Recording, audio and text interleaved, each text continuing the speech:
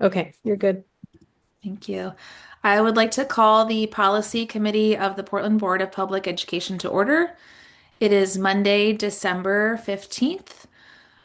We are meeting in an online format. My name is Maya Lena, and I am the chair of the Policy Committee. Tonight we have with us Vice Chair Mickey Bondo,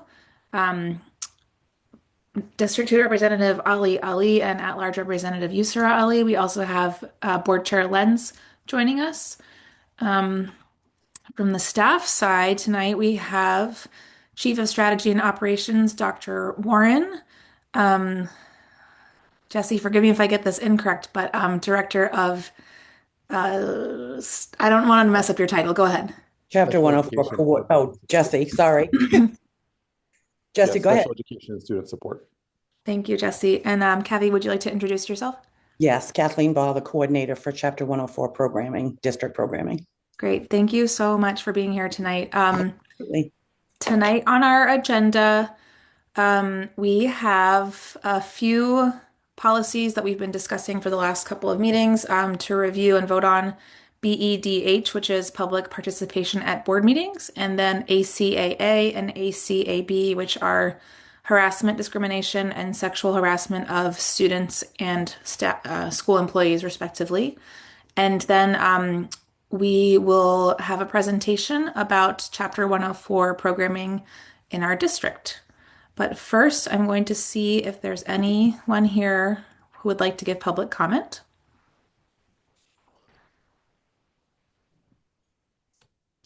We don't have any attendees right now, so I'm going to go ahead and close public comment.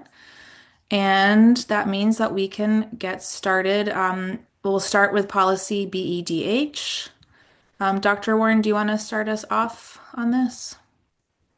Yeah, sorry, I'm just trying to project the right document. Hold on one second.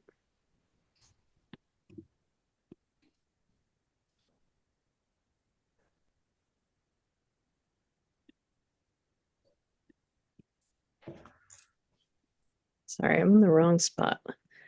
Maybe Chair, if you could start talking. I don't know why I had this all set up beforehand and now it's for some reason it's going to the wrong spot. So That's fine. Okay, well, let's see. We have been going through BEDH, which is in regards to public comment at board meetings. Last meeting, we talked about the different sections of the policy that there was a little bit of discussion back and forth. One of the pieces we had not fully agreed on yet was whether or not we would remove some language that had been highlighted on the screen. And I'm hopeful that Dr. Warren can bring that back up when she has a chance. And I have it in front of me. The specific language was using pejorative or discriminatory language with reference to a person or group on the basis of their religion, ethnicity, nationality, race, color, descent, gender, and other identity factor. And we had legal counsel here last time, and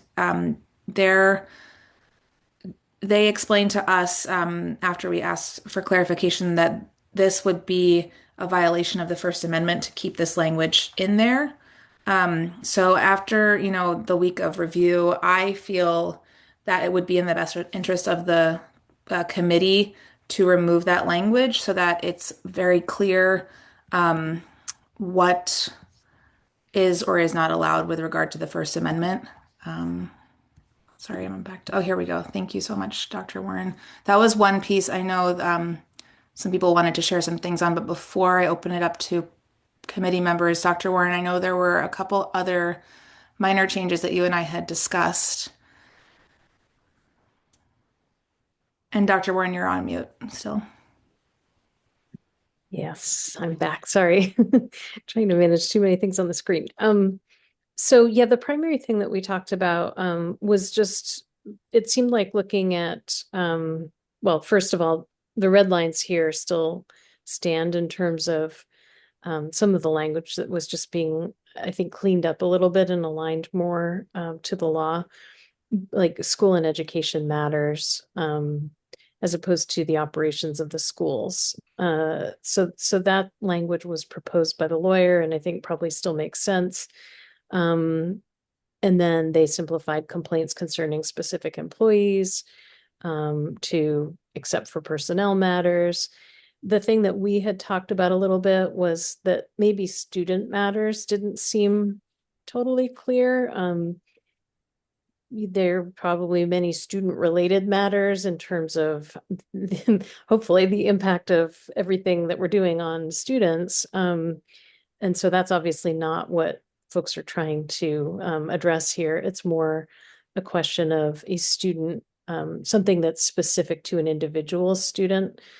So we talked about maybe doing an amendment to change that language as well to make that a little bit clearer. And then I think the other, the other things were as previously noted.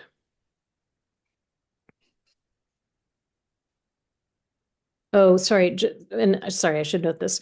Because of the comments in the discussion from the last time, we did receive back proposals to try to address those things from the lawyer. So you're seeing that reflected here as well. So when you see let's see here, end of the third paragraph, during the public comment period prior to the board voting on an agenda item at regular school board meetings, members of the public wishing to speak must limit their comments to the agenda item being considered. She struck that language because the committee had expressed an interest in having people be able to speak to an item that was coming up for vote, either during the original public comment period at the start of the meeting or prior to the vote. And then committees Can I may ask a limit. question about that, Dr. Warren? Because Yeah. so. I think you and I maybe spoke about this, that being a concern, completely removing that language because it wouldn't make sense to allow general public comment on an item directly before a vote. Yeah. So if we are going to still allow public comment on items directly before a vote, it would be important to keep that language there. And I believe the committee felt pretty strongly that it was still important to allow that Mhm. time period, not to cancel that speaking opportunity before a vote. So I Right. would So we recommend that should we keep that strike. in there, Mhm. um, Not strike that sentence. not strike it, Yeah. but just making sure that it doesn't prohibit, there isn't a section in there that prohibits someone from addressing an item that's will be voted on. I don't think there is anything in there. I, um, I think that the reverse concern was addressed by striking for issues not being voted on at that meeting. So you're right, we can, I think probably that first strikeout makes sense. And then we should restore this language, so that it's not sort of a, a free-for-all just prior to a vote. Yes.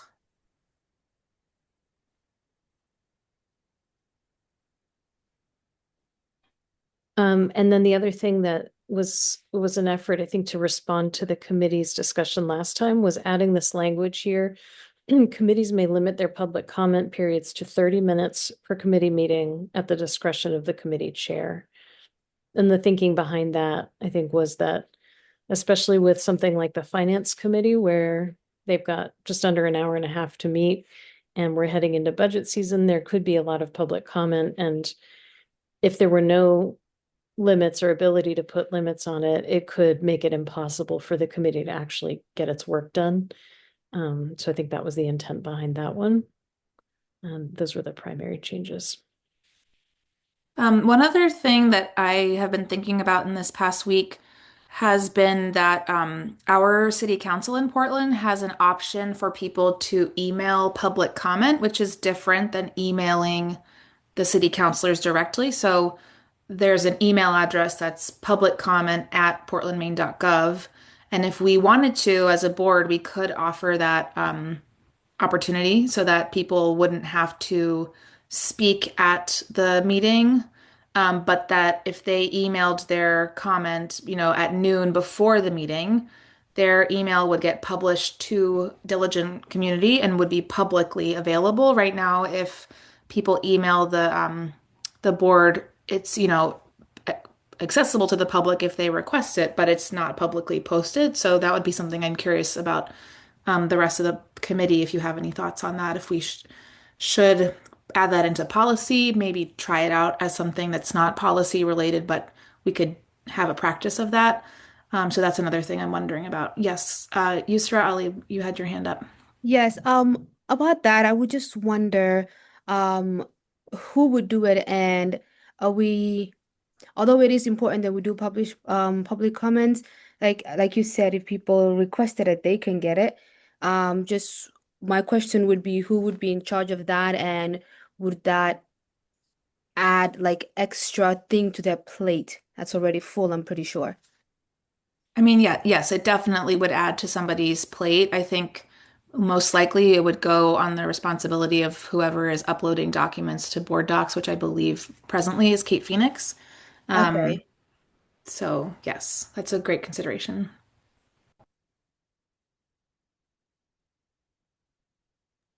Did any other committee members want to share any thoughts about this policy? Oh yeah. The whole policy or just the position, the line that was being discussed? Any of the things that Dr. Warren brought up or anything about the policy, because we would like to bring it to a vote tonight. So go for it, Ali. Okay. Sorry, my camera's off. I'm like cooking dinner at the same time. Um, yeah, so my can you read exactly what the lawyer stated? Because I don't think that she said that we will be She doesn't have it in writing, but I asked her at the last meeting, yeah. would we be in violation of the First Amendment? And she said, I don't remember exactly if she just said flat out yes, or if she said it could be interpreted that way. Does anyone else have a recollection? From what I heard, is she said that we could be, and there's a possibility. And so I don't think she said yes or no. I think there's a chance. Yeah, That's it what was, I recall too, yes. I think it was, was slightly stronger than it could be. It sounded to me like it probably is, but it's up to the board to decide whether or not you want to kind of, take on the risk of potentially attracting a lawsuit. There are places where she was citing, I think it was in Florida or somewhere in the South, where there has been a challenge around the First Amendment to this kind of language. So I kind of had the sense that it could be an issue, but that it's like ultimately up to the board to decide whether or not to take on that level of risk. Thank you, Sarah. That's what I remember too. So my thing is like number one, in regulating public comment and the First Amendment, which is you can say whatever you want pretty much. We can't regulate anything then. We can't regulate anything when it comes to public comment, right? So that's what my one defense would be. But number two, in stating this public comment, obviously looking at the school's position in Brown versus Board of Education and how we cannot discriminate, things like that. I think that it will align with it. And the last thing I would say is because of the courts, that one court suing that happened, that was because of a particular issue that occurred where someone was silencing one part and not silencing the other. I don't think we're going to be the second school system that's going to be sued on behalf of this. Like it's such a rarity because the only way they passed that is because there was discretion on who was silenced, who was being silenced and not. Right. So because of that, I don't see any legal 100% points that say you can't do this. Right. So if we're going to have that argument of we can't regulate people's speech when it comes to discrimination, do we have to do that for everything? Right. So being that, I'm still going to have my stance to keep that in our policy. And if we say, well, vulgar and all these other points are in policy. We can't like do that. Well, discrimination is in our policy as well, right? So that's another point. And the last thing I would say is I really didn't look fully into the civil rights stuff. I did actually, but I didn't get to dig deep enough. But it was particularly on schools. That's the reason why it happened, right? So, like once again, I feel like the more we discuss an issue, mentally, we actually start to see it bigger than it is, right? And just like everybody said in the last meeting that we had, there's lawsuits, let them come, let them come. So I'm wondering, like, what's the difference between this when there's a racial lawsuits that are going to happen and everybody's screaming, let them come. But then we have this issue where it's like, guys, we don't have an issue right now. So we're not going to, I don't agree with this. I don't think it's right. So that's my point.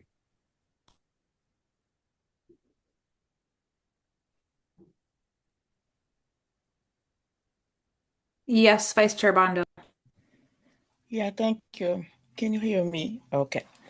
So I really start getting a little confused about what we try to achieve today. I'm so sorry because I read since the last meeting, we still just we are not coming on the same ground what we have to retain and what we have to move. So I'm totally agree with what we have as a language.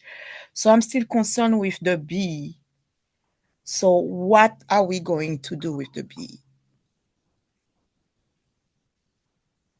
So are we going, because if we going, this is going to be against the First Amendment, or are we keeping it and then it's going just to be on the chair supervision or direction? Because I don't know how we can stop people to talk. Last time, people upload, even though the chair say we could upload, people keep doing whatever they feel because that's just the freedom of speech or expression. So I'm just wonder what are we going to do about this? Are we going to reinforce we have to keep our language the way it is?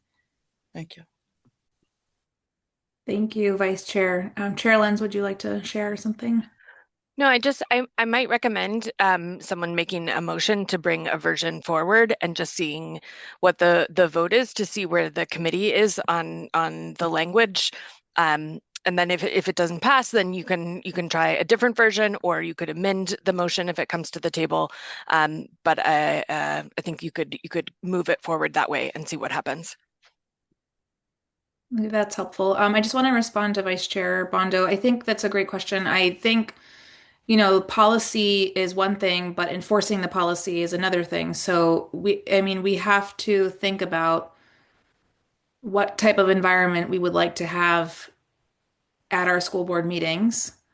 And also, making sure that they are enforceable, or that we are going to hold a hard line and enforce them. And I just want to bring up the other piece that was brought up by the lawyers last time, which is that she was saying that if we allow discriminatory, or if we allow positive language about the different classes that are described here, we also have to allow the pejorative and discriminatory language. That was her interpretation with regard to the First Amendment. So it's sort of like tricky because, we want to have a welcoming school board meeting where people feel like they can come up and say what they would like to say and not feel intimidated by whoever the majority is at that meeting. And so that's where it can get tricky. Yes, Ali, go ahead.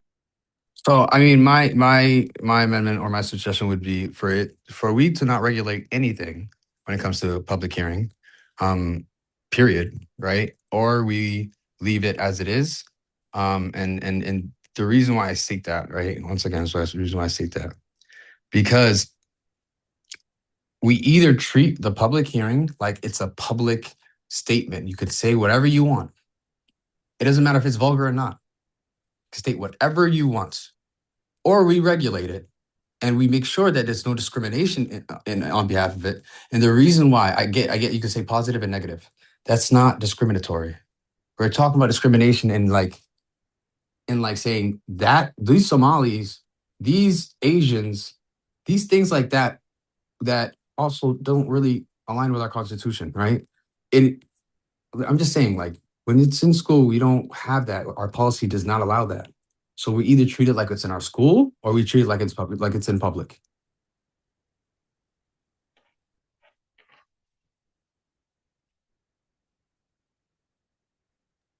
I just have a quick question and follow up to that to Member Ali. Okay. So I do hear what you're saying. So then are you recommending that this whole part gets taken out? Um, and the board chair does not read anything along the lines of refrain from any disruptive conduct or discriminatory language?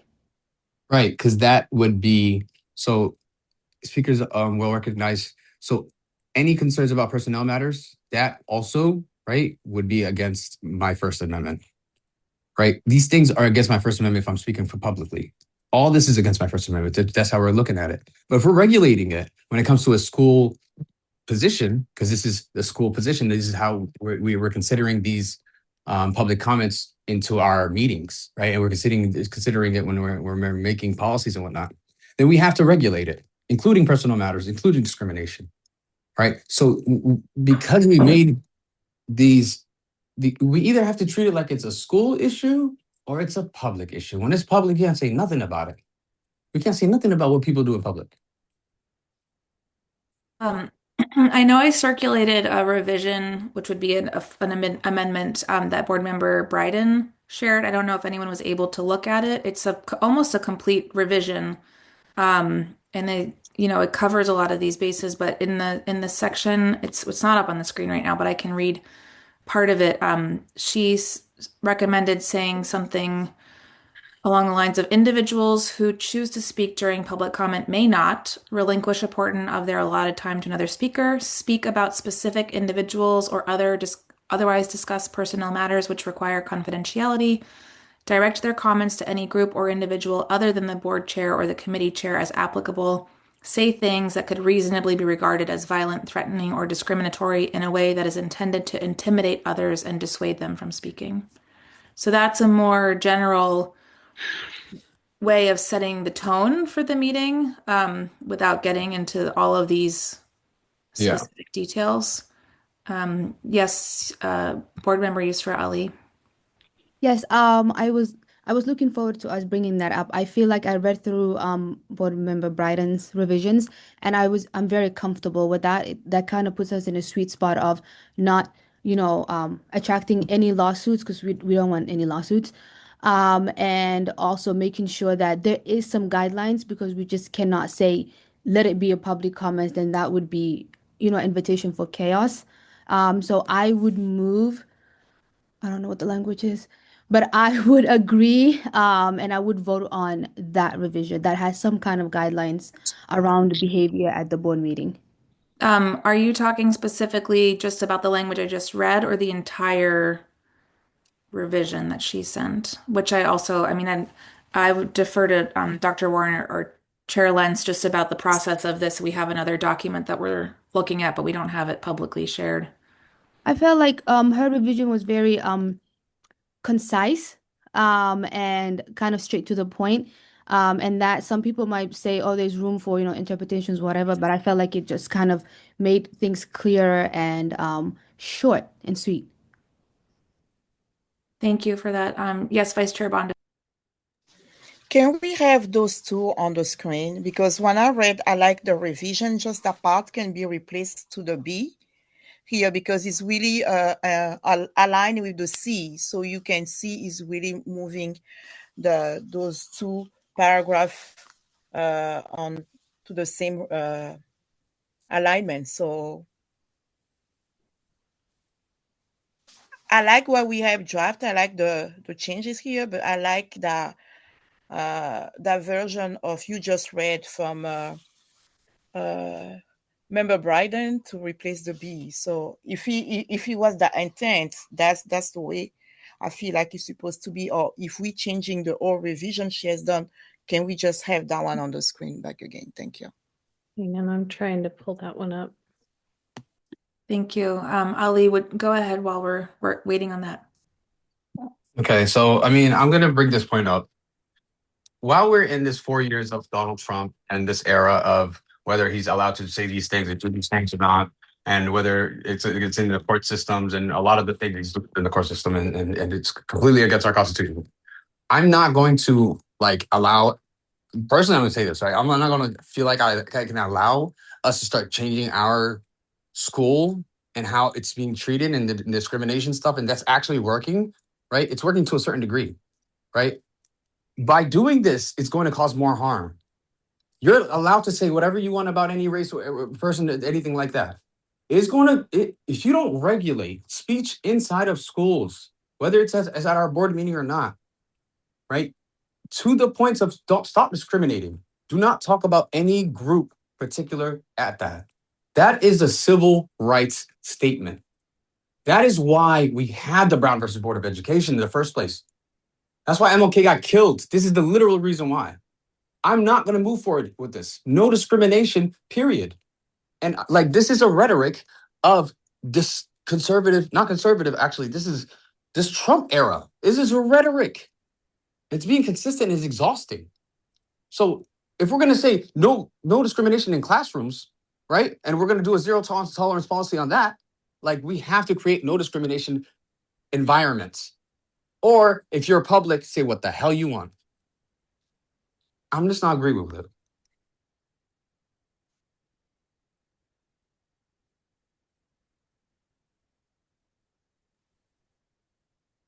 Vice Chair Bondo, go ahead. Sorry. Yes, I just want to emphasize I was getting where Member Ali is coming from. I think, yeah, I'm getting a little piece of that when I look at the school, and I feel like discriminatory need to be stated here. So it's just the way I want to see the revision of Member Bryden, and we see how we can incorporate, because some of the line here may be a lot from the B, but we have to make sure that we have to control and regulate it, especially when we are in the context of the school. Otherwise, it's going to be a chaos. Yes, totally agree with you, Member Ali. Yes. Yeah. Sorry, I just realized I was projecting the wrong document. Oops. Can you see it now? Yeah, but oh yeah. Yes, it's good.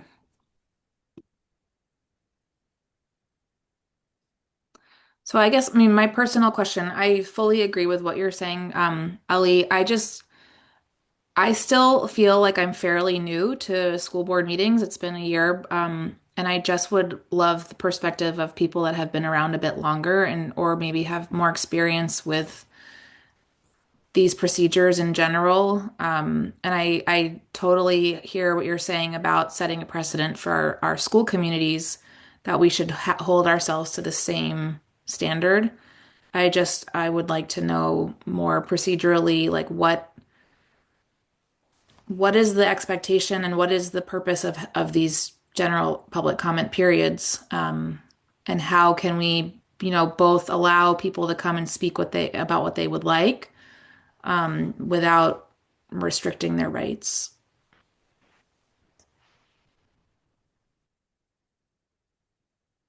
Right. And I mean, we got to go back to the court system that brought this in the first place. They stated that,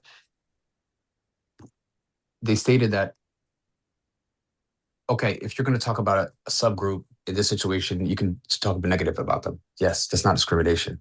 Discrimination clearly states in our justice system, right? It says origin discrimination, other civil right violations. It says as discrimination completely, treating someone unfairly in places like employment, housing, education, based on protected characteristics, race, color, religion, sex, national origin, blah, blah, blah. Prohibits unequal treatment of hiring, pay, promotion, retaliation, and reporting bias. For reporting bias. It also states, yeah, so I mean, it states it from a general perspective. But once again, if we look at the civil rights, I'm not civil rights of the First Amendment, I can say what the hell I want to say whenever the hell I want to say it. And if that's going to happen at board meetings, it's going to happen at board meetings. It's not. We're just not. We're just not gonna. We're not gonna do that. That's how I feel. I'm just. Yeah. It's. Yeah. Everybody should be sued then.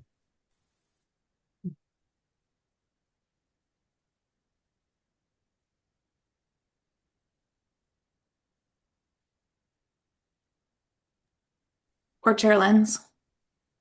Yeah, I mean, I think like what this committee needs to come to not even a consensus on, right? It's just the amount of risk that you want to recommend that the board takes around this. Like I think that this is like if we want to leave the language in, then vote to leave the language in and see if it passes. And then you can continue to amend a different version if somebody has another, motion to amend. But I think I would, and again, I am not chair of this committee and I do not have voting privileges, but I think it would be helpful to make a motion to bring one of these versions forward and see where you are. Okay, great. Okay, I'm going to make a motion. Sorry, Dr. Warren, could you put the other version back up? Not the original, but the one we were looking at just before this. I would like to make a motion to accept the proposed changes to policy BEDH. That is on the screen right now. And sorry, that section that we had struck before, can we unstrike it or does that need to be amended? That part, Dr. Warren. I can change my. I don't know what You can say your motion to include whatever it is. Like if you want to bring this version forward with the highlighted place unstruck, that can be your. All right, great. I would like to make a motion to vote on policy BEDH as presented before us, including not striking the section that is presently highlighted by Dr. Warren. Is there a second? Clarification real quick. So as it is, can you scroll down a little bit? Nothing has changed in the section we were debating earlier. Oh, okay. Yeah. Okay. If you make that motion, then I second it. Thank you, Board Member Ali. Any questions from the committee on the motion? Is there any public comment? Is there any discussion on the motion? So are there any other amendments would be the discussion?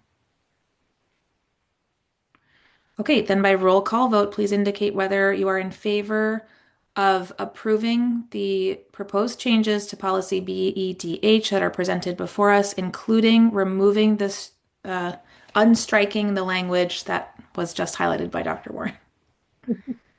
Sorry, I can't actually unstrike it right now because of the version I'm in, but Okay, just as long as everyone's clear. Okay, so Board Member Ali. Yes. Board Member Yusra Ali.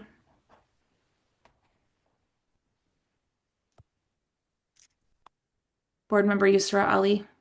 Yes. Vice Chair Mickey Bondo.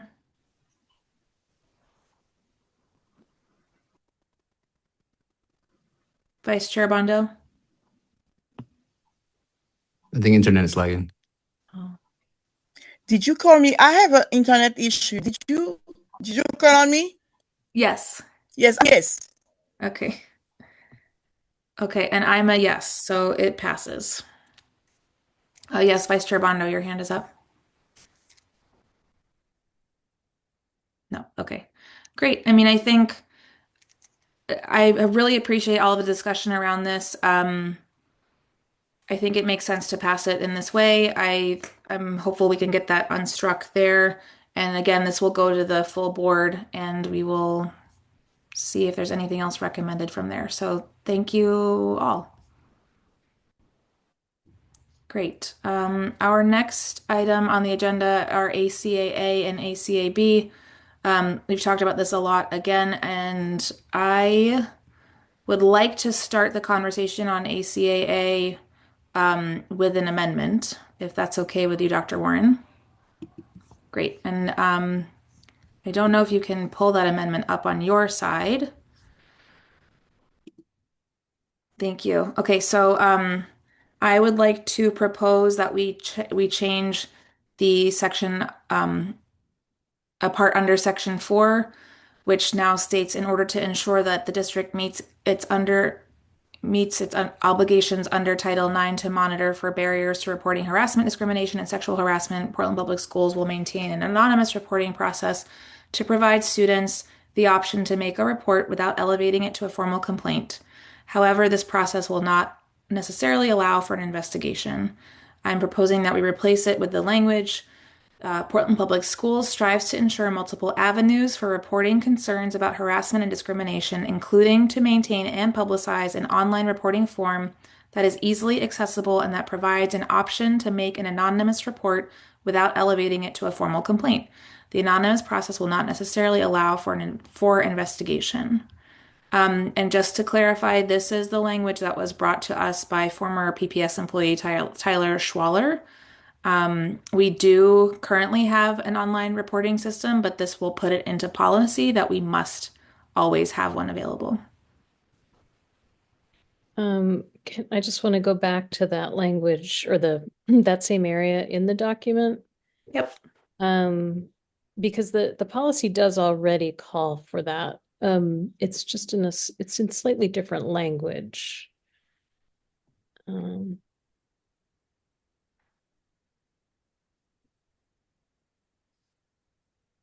Sorry. Section 4. Oh. Here, right? Yes, so the bottom. So it does say we'll notify students of these resources through our website, student handbook, and annual notifications. Is that what you're referring to, Dr. Warren? No, the second paragraph, in order to ensure that the district meets its obligations, blah, blah, blah, PPS will maintain an anonymous reporting process to provide students the options to make a report without elevating it to a formal complaint. Right. So the amendment would be specifically about maintaining an online reporting system. So this is the current language of the policy. So it's already a requirement. Well, it's specific about an online where is it? An online reporting form, because that's the specific piece that's not in. There is an anonymous reporting process, but not specifically an online reporting form. That's the difference. Am I getting that correct, Dr. Warren? I'm not entirely clear what the intent was behind this, but I mean, it seemed to me like he was trying to just make the language a little bit clearer and more accessible. But the current setup does require, I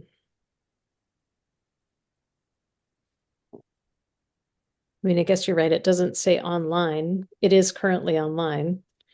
So yeah, I guess that the board could codify the online piece of it if you want to, but that is how it's done. Yes, Board Member Yusra Ali. I like how in the suggested revision, it clearly states that to publicize, and so that to me makes it more clear in that you know what I mean, it will not be hard to find, which is the feedback we got from the community during the board meeting. So if that was the intent, then I do agree with the revision.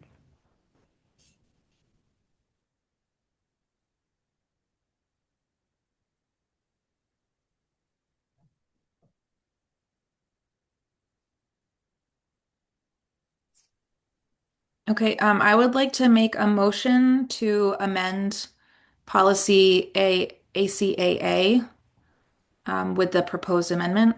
Is there a second? Yes, Yusra Ali, thank you. Are there any questions from the committee on the motion? Ali, I see your hand up, but I'm not sure if that's a question. That's for the vote. It was a motion. Okay, yeah, thank you. A second. Okay, are there any questions from the committee on the motion? Is there any public comment? Is there any discussion on the motion? Okay, then by roll call vote, please indicate whether you are in favor of adopting the amendment just proposed to policy ACAA. Ali, Yes. Yusra Ali, Yes. Vice Chair Bondo. Is that a yes, Vice Chair Bondo? Oh.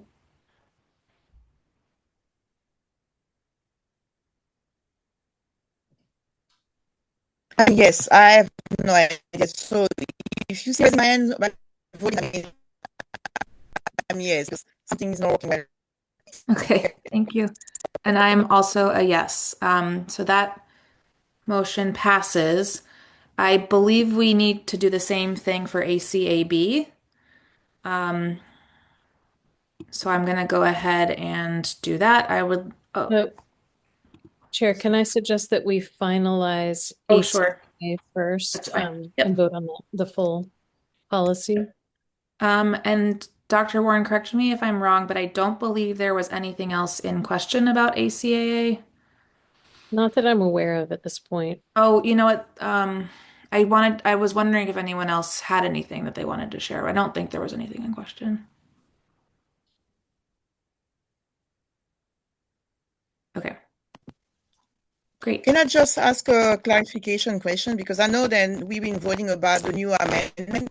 So that's the new amendment we have to replace, right? So that's section 4. Chair, Yes, we need to, yeah, yes. we just voted on the amendment. So if we bring this to a vote, we would be voting on it as amended. Okay. I would like to make a motion to approve the changes to policy ACAA with the most recent amendment that was just passed. Is there a second? Second. Thank you. Board Member Ali. Are there any questions from the committee on the motion? Is there any public comment? Is there any discussion on the motion? Okay, then by roll call vote, please indicate whether or you are in favor of the motion to approve policy ACAA as revised before us with the most recently added amendment. Board Member Ali. Yep. Board Member Yusra Ali. Yes. Vice Chair Mickey Bondo.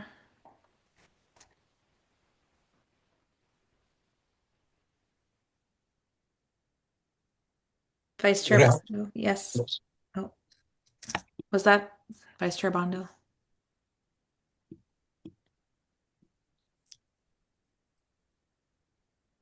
I think she might have to turn her camera off.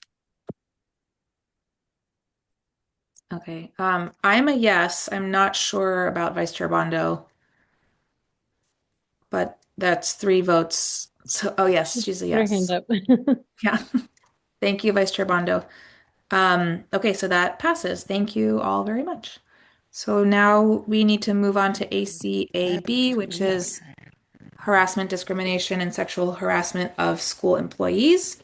So I would like to make a motion to make the same changes to section 4 as presented previously on policy ACAA. Is there a second? I'll second. Thank you. Are there any questions from the committee on the motion? Is there any public comment?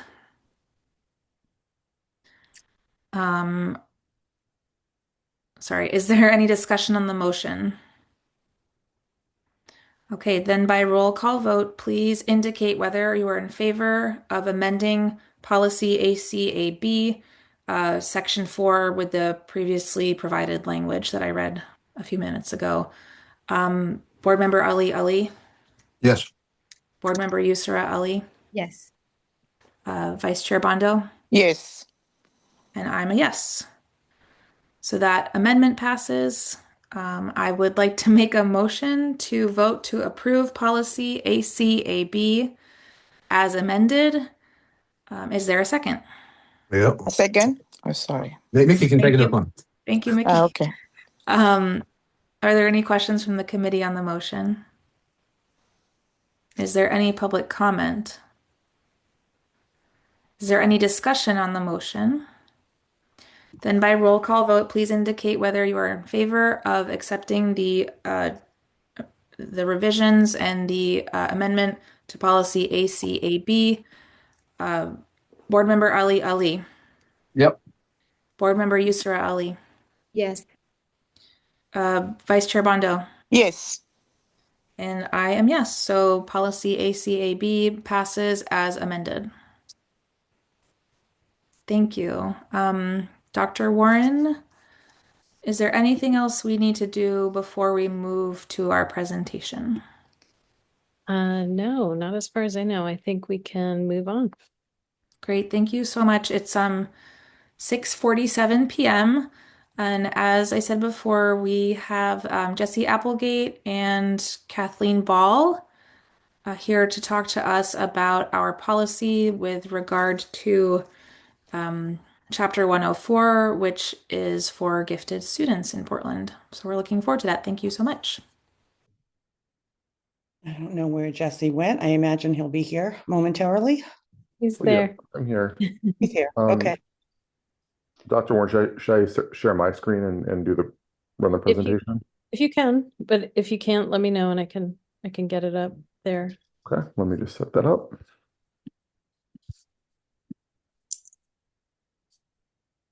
Oh, it won't let me actually. Sorry. Okay. Disabled. Hang on a second.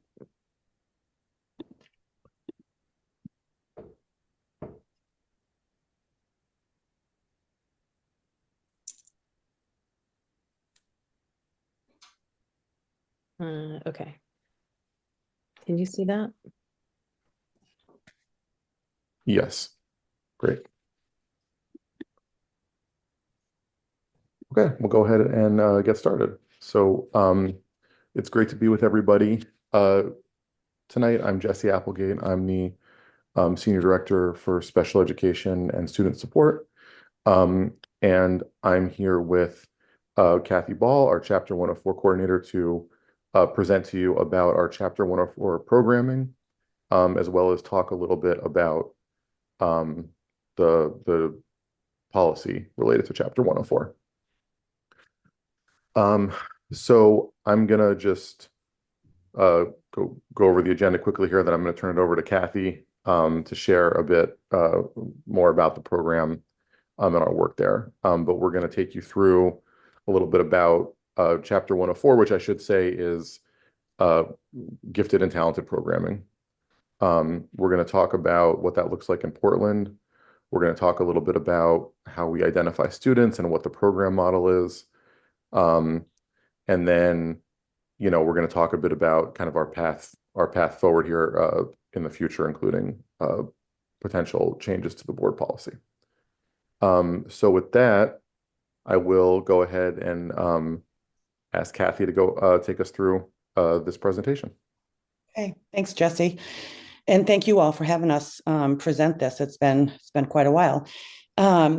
So as you can see by the first slide, much of the work we do is not governed by the state. They do allow us to create our own internal processes, if you will, but we are required to have a gifted and talented program. We refer to it as Chapter 104, and our kids also refer to it as 104. We sort of moved away from that title, gifted and talented, several years ago. So obviously the program is intended for students who are able to excel beyond the current curriculum that's in front of them, beyond their peers, to the extent that they require special programming. The state expects us to have somewhere between 3 and 5%. And I can tell you that just quickly, we generally have been around 5%, sometimes even a little bit more than that over the years, just traditionally. That's pretty much been where we have laid. State law does provide the framework. So there are some rules, if you will, that we do need to follow. And I'll share a little bit more with you about that as we move forward. They do provide the framework, but individual school districts can determine sort of our own internal processes, how we identify students and so forth. That is slide 1. We can go on to the second one. So currently, Chapter 104 covers the academic areas of reading, writing, and math. It's staffed with 5 full-time consultants, 2 at the middle school and 3 at the elementary schools. We currently serve 158 students at the elementary school and a whopping 229 students at the middle school. We also, I think it's important for this committee too to recognize and know that we have students of such varying backgrounds on our caseload. We have students with IEPs, students with 504s, multilingual students, even multilingual students on monitor or former multilingual students. And we have also had students, and I think we have maybe one or two this year, who are in the BEACH program. So we do have a wide variety of students on our caseload. The largest chunk probably is students with 504s. Many students with 504s. That as you can see, those numbers are high. And part of our delivery model, which I'll get into next, part of that shift, if you will, to a consultation model was because of the size of our district and the number of students that we were identifying each year. The middle school ELA is probably the most challenging for us right now, and I can talk more about that later. So I was telling Jesse that back in, gosh, I'm dating myself here now, but probably 2012, 13, we had an audit from the state. We had a woman who's really was in charge at the state level. And she came down and met with several principals, teachers, so forth and so on back again, I want to say 2012 or 13. And they did an audit. And that really was when we made the shift from what often people believe to be a strictly pull-out program, and at that time, we had consultants who would go into a school for an hour. They would pull out a group of kids from their classroom, and they would do something separate and discrete with them. And then the kids would go back in their classroom, and the consultant would come back a week, or the teacher would come back a week later. So that was sort of the traditional pull-out model, if you will. So probably by the time 2000, I want to say 15, 16, it was slow going, transitioning into this consultation model that we use today. And it is more, I've been at several state meetings, and, I get calls all the time from people all over the state asking, how we do it, what we do. We've been acknowledged at the state level for the work that we do in this consultation model. So it is a shift that's happening across the board in many places, all over the country. The consultants are certified GT. They have to get a certification in order to be able to be GT consultants or GT teachers. And they, those courses, I think there's 4 or 6 of them. I want to say 6 courses that they take that really help them become technical experts, if you will, in differentiating the curriculum for our students who are ready for more complex tasks. So the next, on that second page, I think the third bullet down, the differentiated instruction is then typically delivered by grade level teachers in their classrooms. And I think I just want to point to that for a minute. Actually, Jesse, it's the next, no, sorry, you were right, the previous slide.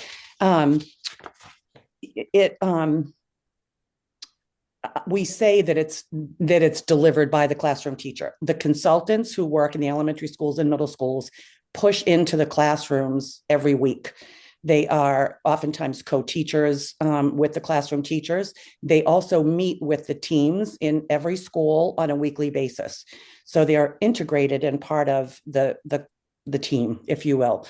And that is where the planning and the discussion around what's next, if you will, for our 104 kids, that's where those conversations happen.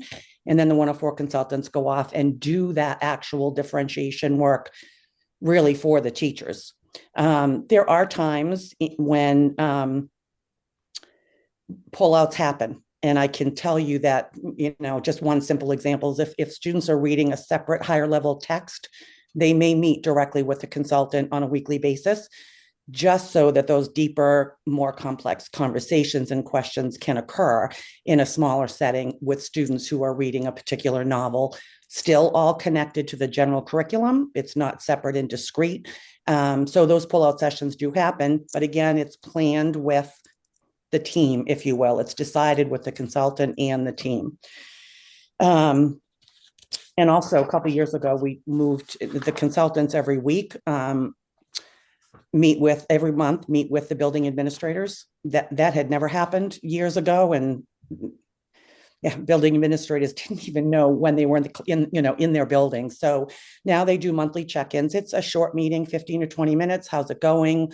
Examples of some of the work that's being designed and that students are engaged in. And they do that every month. And I get the feedback from the principals as well. So that's been really helpful to, just so that the principals are clear about what's happening in their buildings. Okay. The identification, is that where we are, Jesse? Yeah, I think Kathy, we might have skipped around a little, but I know I did. Yeah, let's talk about the identification. So the identification process is, it's lengthy and it takes quite a bit of time. It involves 2 steps, but even within those 2 steps, there's quite a bit of work. Step 1 is we look at all the data. First of all, we screen kids formally in grades 3 and grades 5.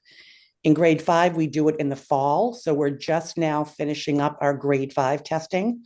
And then in the spring, we'll test our 3rd grade students. That's when formal testing happens. Doesn't mean that testing can't happen outside that. But that's when the whole district that's when we're doing testing across the district. So what we essentially do is I look at all 5th grade students in the district and I pull all of their what we refer to as hard data, their NWEA scores, all of that, their state scores, access. We look at everything. We look at all the hard numbers, if you will. The state requires us to use objective and subjective data. So we pull all that data first. The subjective data, after we get all of that data together, and we're looking at students whose data really reflects the need to be tested, we then, after that happens, we meet with, for example, in the fall, grade 5 teams across the district in every school. And we have a conversation with the team. And that's also involved over the years now, it's also involved sort of building some capacity with them around how does a child present in a classroom who has giftedness. So the subjective measures obviously include classwork, how students present in a classroom. Sometimes the teachers will ask our 104 consultants to observe a child, wondering what they're seeing. Same with, special ed and our multilingual teachers, all the same. So we gather all of the subjective data, if you will, and then we put those 2 sort of pieces together, and then we generate that list of students who should be COGAT tested, which is the formal test, if you will, for identification in Chapter 104. In 2024-25, you'll see 235 students were screened across the district, and that is only, again, in grades 3 and 5. So that doesn't seem like a lot, but it's only grade 3 students and grade 5 students, and 116 students in that mix were identified. Okay, Jeffrey, where am I? What's next? Before I'm looking at my sheet. I think the can you next see the slide screen? here. Yeah. There's a little bit more to discuss on the consultation model on the next slide. Okay, go to the next slide for me, please. I'm sorry, Jesse. I had all these in order. Do you think I could have? Okay, the 104 model. Yeah, this is, this can be confusing for many. It's not so straightforward. But again, consultants are part of the classroom, a part of the teams, the grade level teams in grades 4 through 8. They are routinely, and I was telling Jesse not long ago, routinely in all of our buildings, someone will ask them to go in and observe a child, sometimes in 2nd grade, 1st grade, 3rd grade, happens all the time. And sometimes when our consultants are in the classrooms, because it's a regular part of their schedule, they even themselves will recognize and pick up on a child and want to dig a little bit deeper and know a little bit more. So oftentimes that happens just because of their presence in the classrooms across the district. And again, I think I covered that all. They meet with the principals. And again, the consultants are the ones that create that, those, we refer to them as exceeds. We think of it as exceeds work for the classroom teachers. So the other part of that also means that, and this happens all the time, daily across our district. If a teacher, a simple example, a teacher is starting unit 4 in math, for example, unit 4, lesson 1.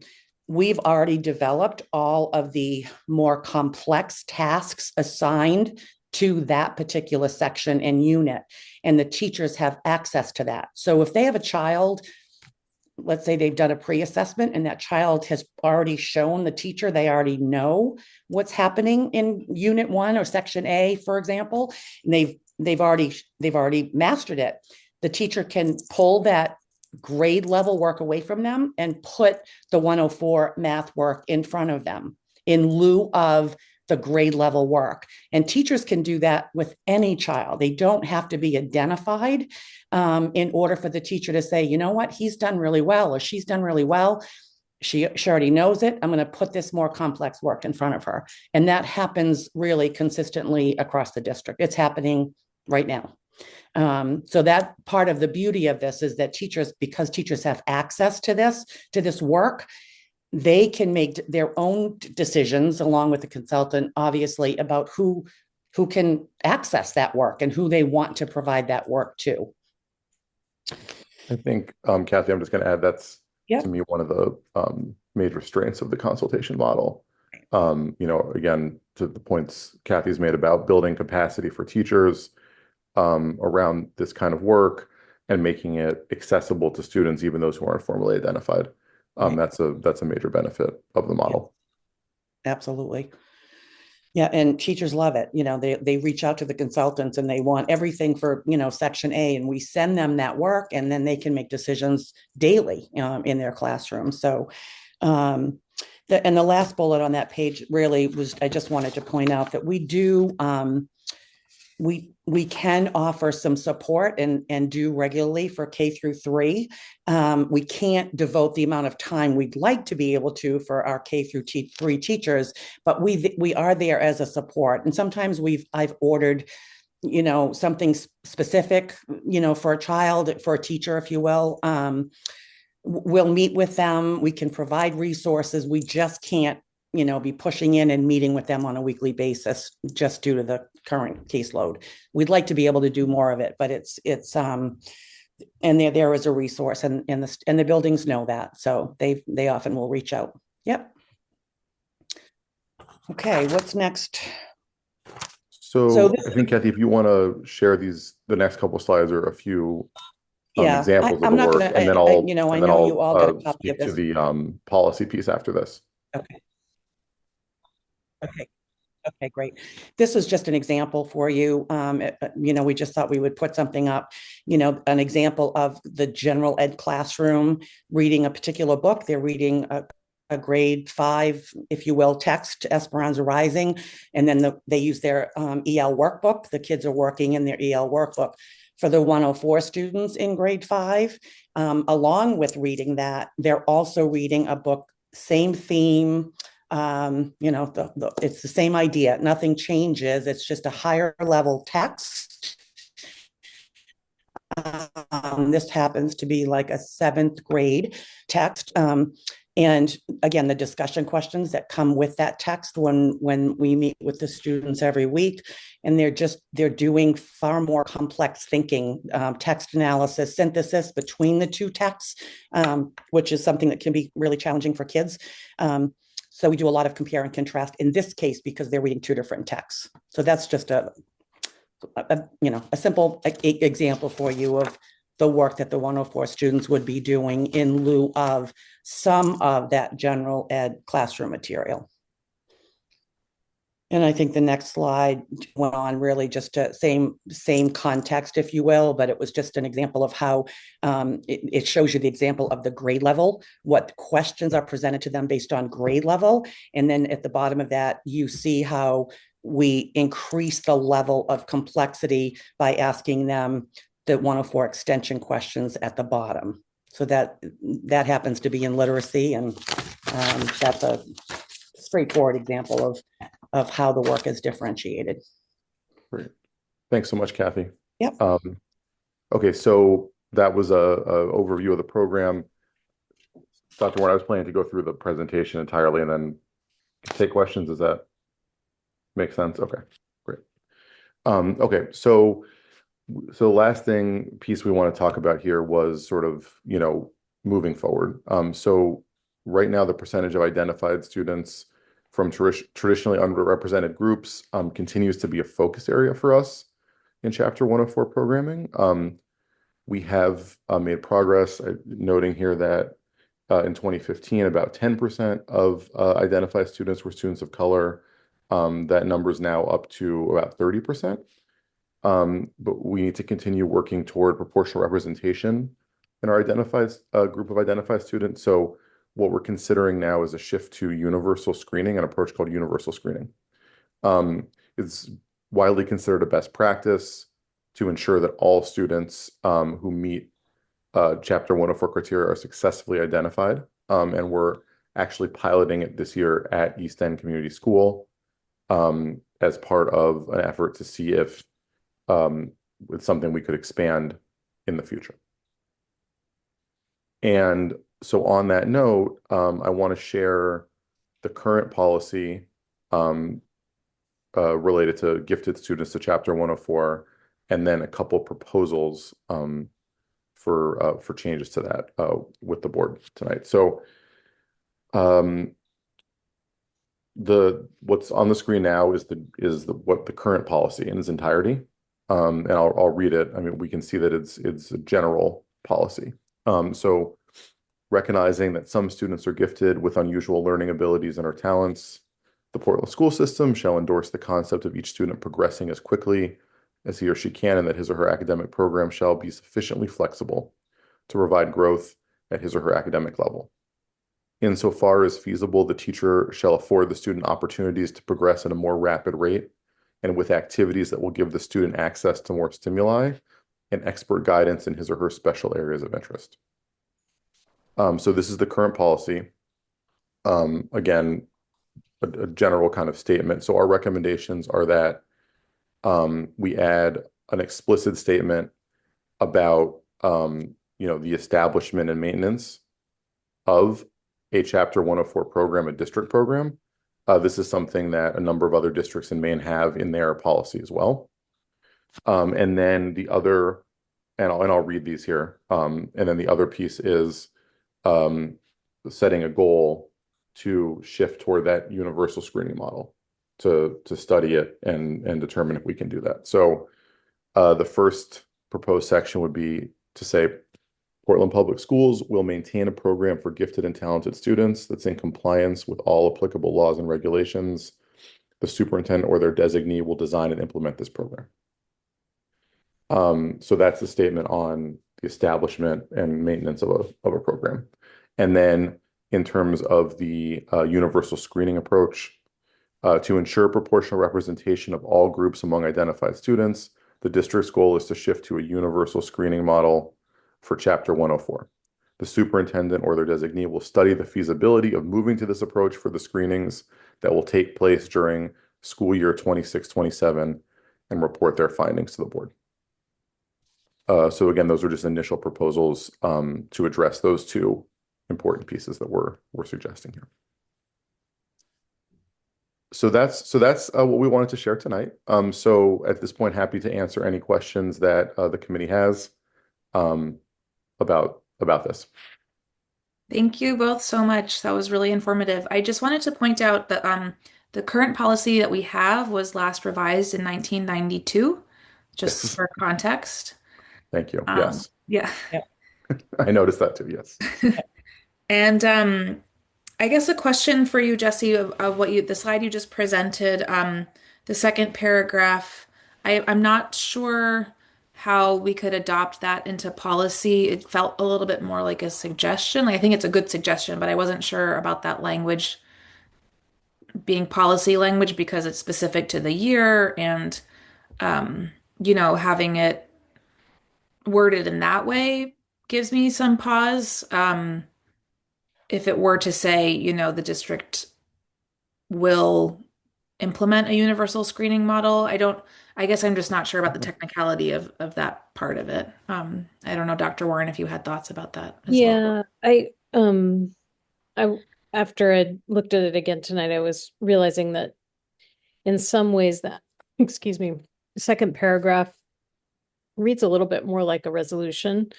And I think maybe that first paragraph could sit in policy because that seems relatively straightforward and general, not specific to a year. I wonder in the second paragraph if it said something like to ensure proportional representation of all groups among identified students, the district will shift to a universal screening model for chapter 104. I don't know. It's true that it's a little awkward to get into years because we don't want the policy to suddenly be out of date. It's almost more of an implementation issue. I think our intent as a team was, first of all, to share our interest and commitment to trying to get to the universal screening concept and practice, and hoping that the board would share that interest, and knowing that there are financial implications, and we have not, and this is why, I think the team talked about the feasibility study because we don't yet know completely what that will take to get there and what the financial and staffing implications would be. But we know that philosophically we believe it's the right thing to do. Yeah, that makes a lot of sense. Right. I did have a programming question. I think it's either for Jesse or Kathy. You both mentioned that the consultants work at the elementary and middle school models. What happens to students that were identified when they are in high school? We share all of the data on each of our identified students with the high school. And of course, at that point, eighth grade teachers meeting with ninth grade teachers and counselors know which students were identified. Typically, those students, and we follow, I check to see, they're obviously placed in honors classes, AP classes, higher level high school courses, same with math. Oftentimes our eighth grade math students move right into AMP1, for example.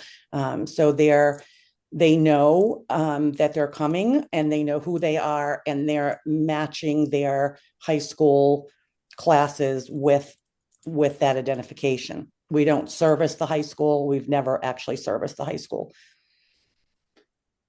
Great, thank you. Yes, Vice Chair Bondo. Yes, thank you. And thank you for the presentation, Kathy and Jess. And you are something that I was looking for years when I moved to Maine, because my daughter, she was in gifted program since Atlanta, Georgia. But when we arrived here, the program was not the 104 chapter was not ready, was not in, so she missed it. So I'm just glad that we had. She's doing great. She's already done with college, but she was built all the capacity. I tried to build all the capacity around that. So it was really a nightmare and heartbroken for me to not have that one. So when I saw the 104 chapter in the district, I was really glad. And I feel like tonight, I don't know, Charlene, if we can move that specific 104 chapter back to the curriculum, especially on the programming, and having a workshop, because I have a lot of questions to understand exactly the model. Because when I was in Atlanta, my daughter was on the pull-up area. So they've been take them out of the class, like you just mentioned, Kathy. So they were all trained on different capacity to challenge the learning process. But it was something I really all the time get to have some catch up with the teacher because they've been losing some of those aspects of the learning in the classroom. So it was like, been creating some the inequitable for them because they were not attending the classroom where they've been pulling out. So I think if we're using the classroom identification or differentiation model right now, I have a lot of questions to see how much our teachers are trained to be working with consultant doing those aspects of identification and also for the multilingual students. So I just wonder about the barriers of them to be identified because sometimes we under-identify them and we over-identify them for the special education. So because of the language barriers. And sometimes we get them, those students who came or have interrupted formal education, we try to identify them late to the process. So they are missing the foundation. So it's a lot of going on to the 104 chapter. I just want to get my head on that and building a resolution to become universal screening because that's just going to be a game changer. But it's going to come with a lot of financial costs. Why? Because we increasing the large of candidates on the universal screening. And then what I see already, then the consultant then we have, they already overload with the student that we have right now. So it's a lot of question and answer. Then I want to get my head on that because that's a subject I'm really passionate and I still study and research that. So I think right now, bringing that one, the proposition, I see why we're moving to the universal screening, but I will love that one to go to the programming, to the curriculum committee so we can see the workshop and get some really data collected around what we have accomplished already so we can move to a better space on the policy or maybe resolution for universal screening. So this is something I'm so passionate to keep moving forward. Thank you.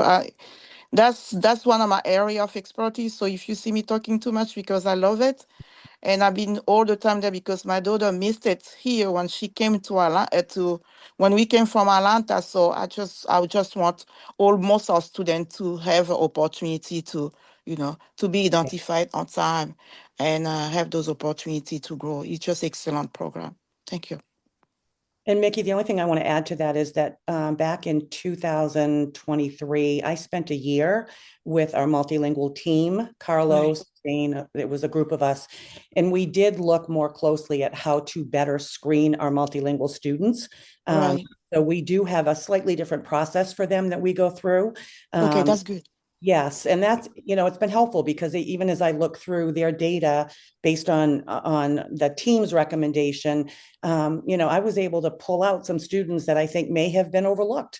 And so we meet with the multilingual teachers; they're involved in that process, but it's a separate screening process for our multilingual learners, and that's been very helpful. And then the only other thing I want to say is a lot of our we hear this all the time, Mickey, down south.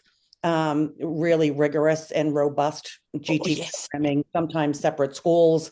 It's very different in the South than it is in New England for sure. Oh, he's really, my daughter was identified when she finished kindergarten going to first grade. So that's exactly why she started from first grade. As soon as she started first grade, she wasn't gifted.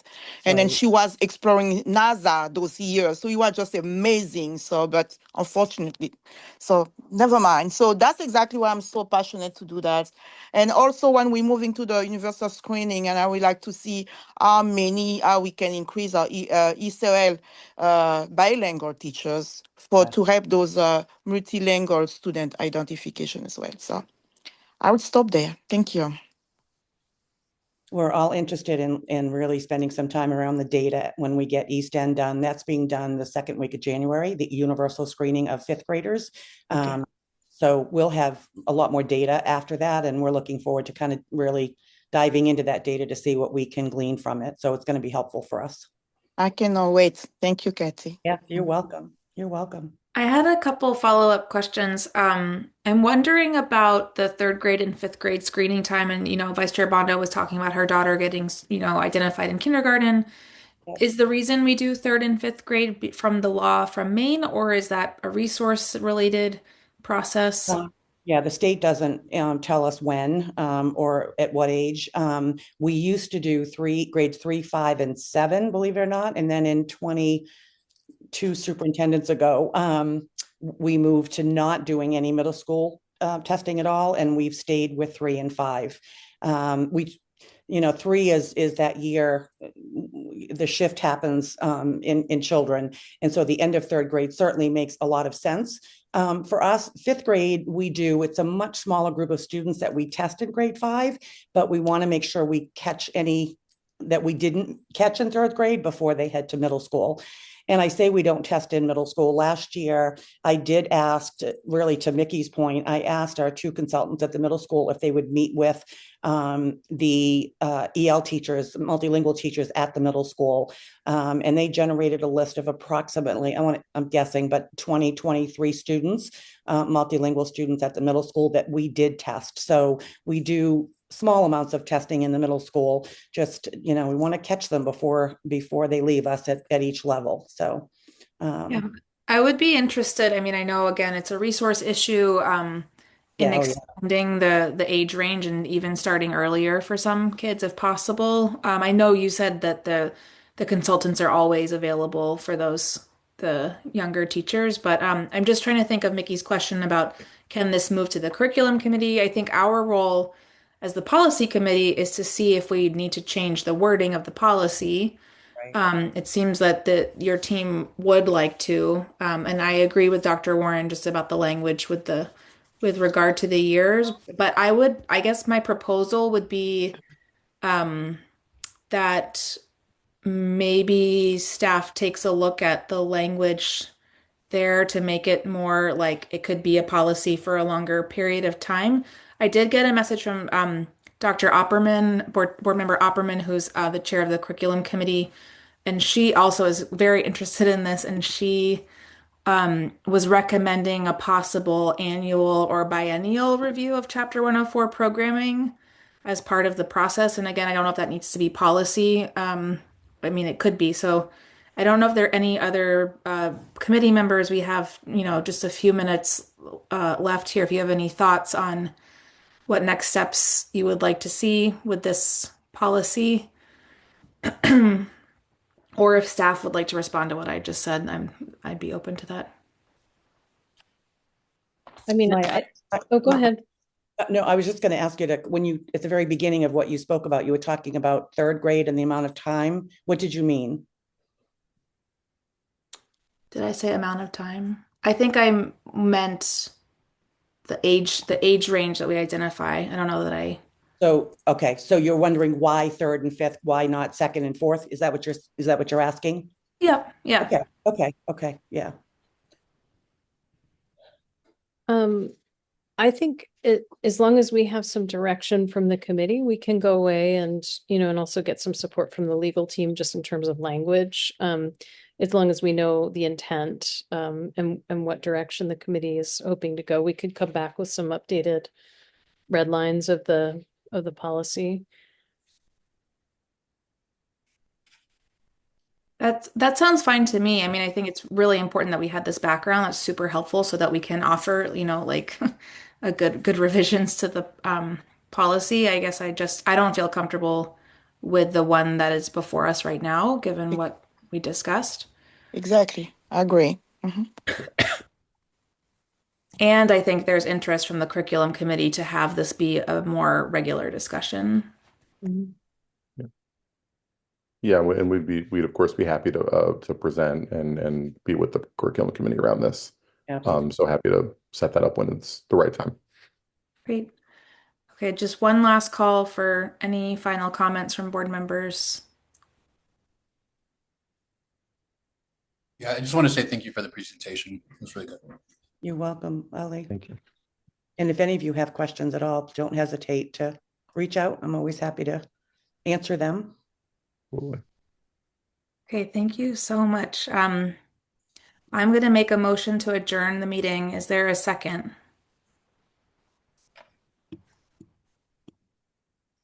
Yes, second. Thank you, Board Member Ali. All in favor with a show of hands? Okay, we are now adjourned at 7:26 p.m. Thank you so much, everyone, for being here tonight. Thank you. Good night, everybody.